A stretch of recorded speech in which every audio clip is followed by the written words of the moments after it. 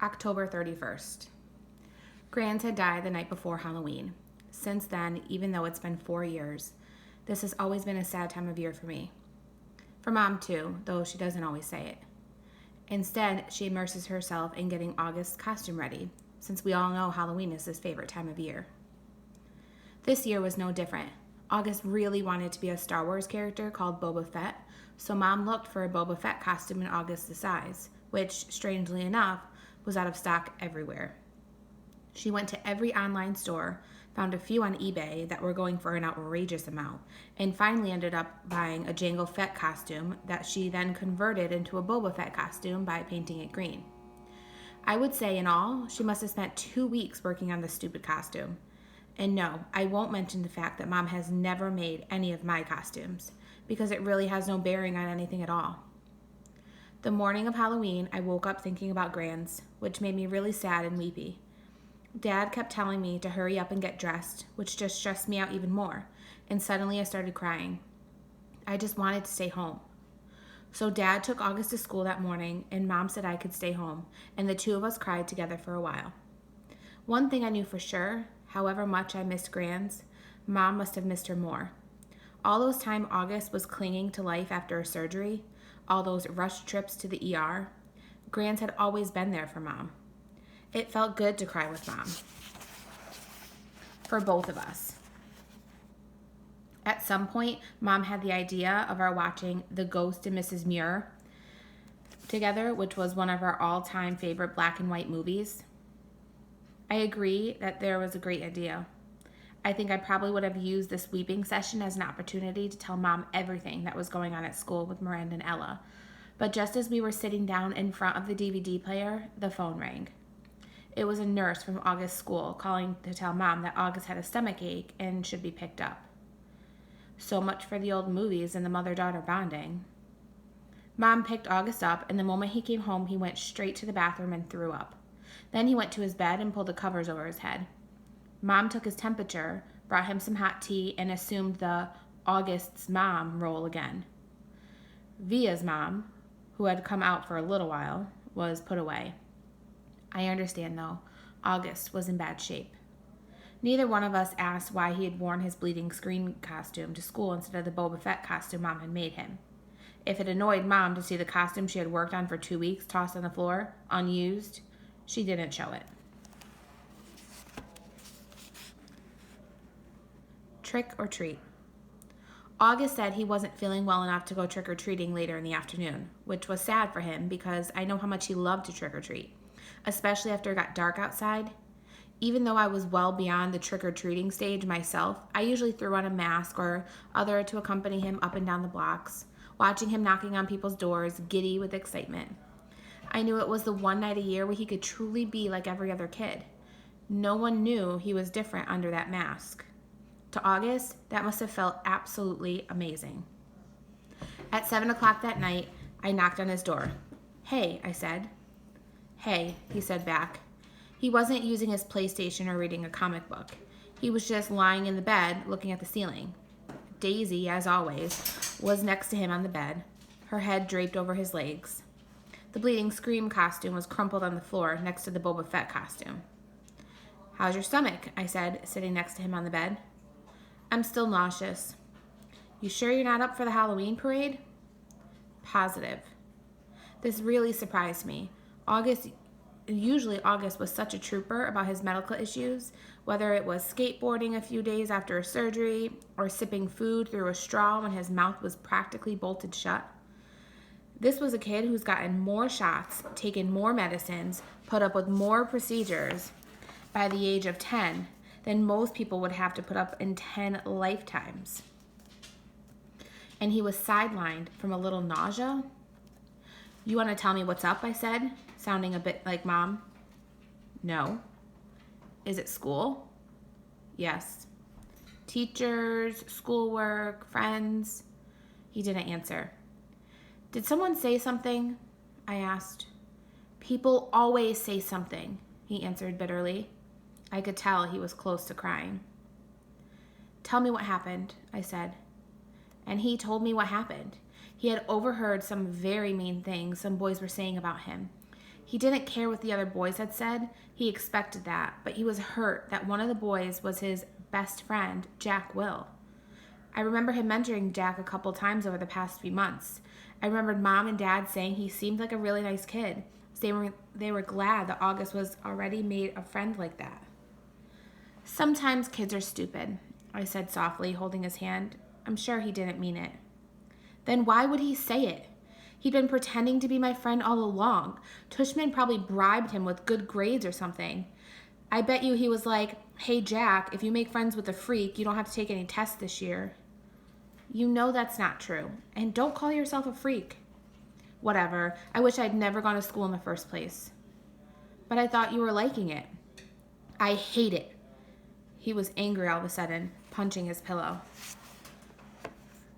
I hate it, I hate it, I hate it. He was shrieking at the top of his lungs. I didn't say anything. I didn't know what to say. He was hurt. He was mad. I let him have a few more minutes of his fury.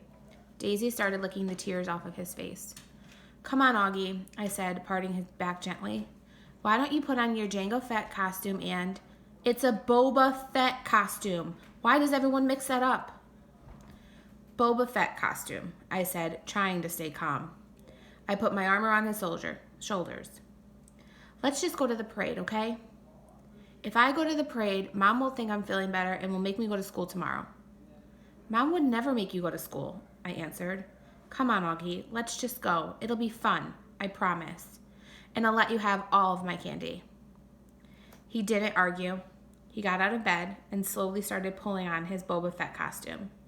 I helped him adjust the straps and tighten the belt, and by the time he put his helmet on, I could tell he was feeling better.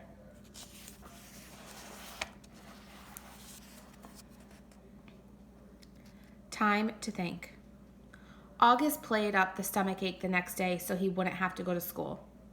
I admit I felt a little bad for Mom, who was genuinely concerned that he had a stomach bug, but I had promised August I wouldn't tell her about the incident at school. By Sunday, he was still determined not to go back to school. What are you planning on telling Mom and Dad? I asked him when he told me this. They said I could quit whenever I wanted to. He said this while he was still focused on the comic book he was reading. But you've never been the kind of kid who quits on things, I said truthfully. That's not like you. I'm quitting. You're going to have to tell Mom and Dad why, I pointed out, pulling the comic book out of his hand so he'd have to look up at me while we were talking. Then Mom will call the school and everyone will know about it. Will Jack get in trouble? I would think so. Good. I have to admit, August was surprising me more and more. He pulled another comic book off his shelf and started leafing through it. Augie, I said, are you really going to let a couple of stupid kids keep you from going back to school? I know you've been enjoying it. Don't give them that power over you. Don't give them the satisfaction. They have no idea I even heard them, he explained. No, I know, but... Via, it's okay. I know what I'm doing. I've made up my mind.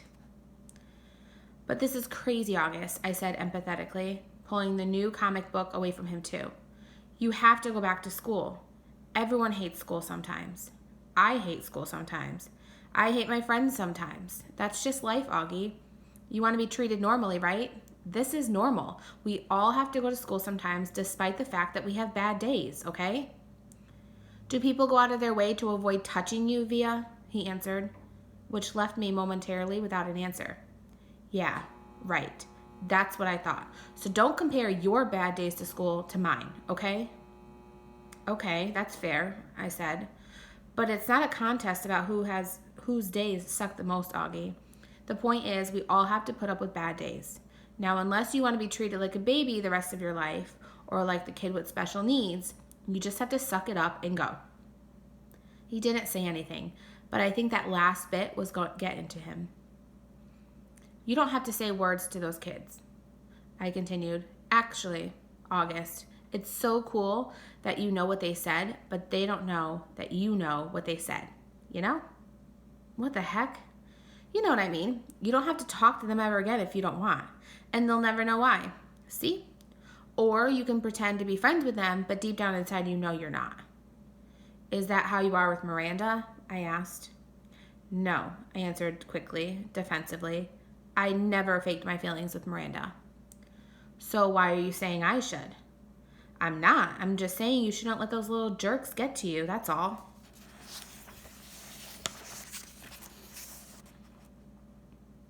Like Miranda got to you? Why do you keep bringing Miranda up? I yelled impatiently. I'm trying to talk to you about your friends. Please keep mine out of it. You're not even friends with her anymore. What does that have to do with what we're talking about? The way August was looking at me reminded me of a doll's face. He just stared at me blankly with his half-closed His half-closed doll eyes. She called the other day, he said finally.